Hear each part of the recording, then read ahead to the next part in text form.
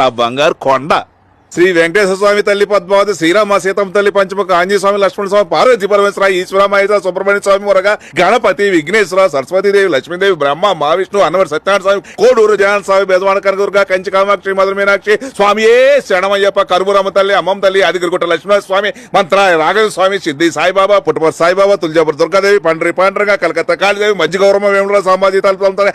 అందరూ నేను చల్లగా చూడాలమ్మా. Happy birthday to you. Happy birthday to you. Happy birthday, happy birthday.